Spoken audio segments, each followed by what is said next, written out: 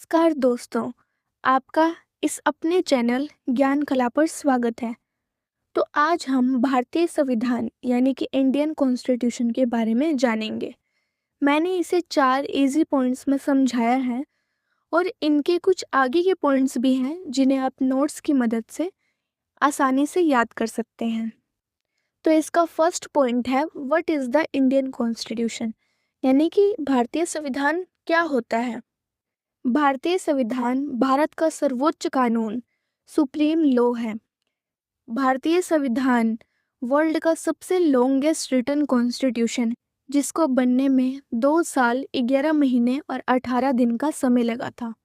इसको मैंने 2 सब पॉइंट्स में डिवाइड किया है। पहला है सुप्रीम लॉ ऑफ इंडिया, दूसरा है रूल्स एंड रेगुलेशंस। भारतीय संविधान भारत का सर्वोच्च कानून यानी कि सुप्रीम लॉ है। यह देश के नियम, अधिकार, कर्तव्य और सरकार के काम करने के तरीकों को निर्धारित करता है।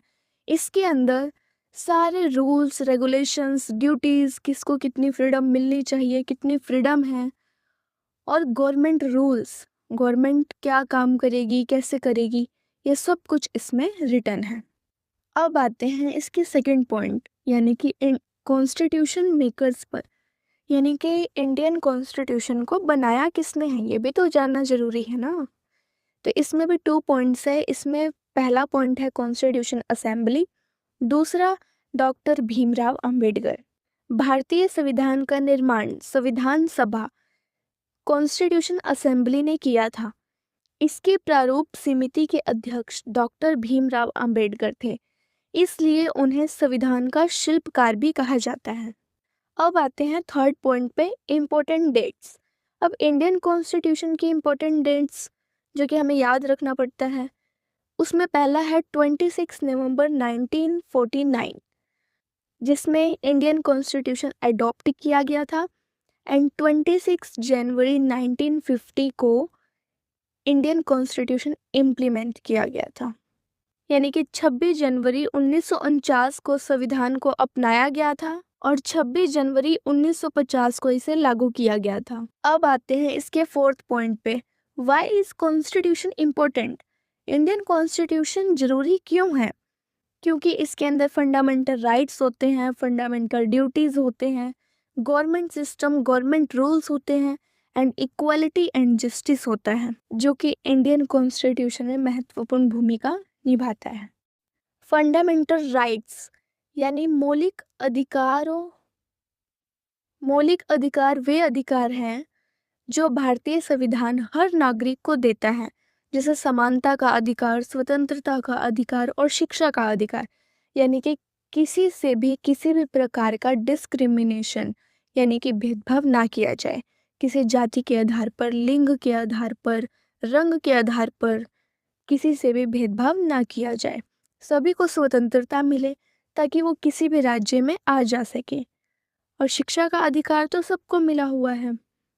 फंडामेंटल ड्यूटीज़ यानी मौलिक कर्तव्य वे जिम्मेदारियां हैं, वो रिस्पॉन्सिबिलिटी है हमारे लिए जिन्हें हर भारतीय नागरिक को निभाना चाहिए, जैसे संविधान का सम्मान करना और देश की एकता बनाए रखना।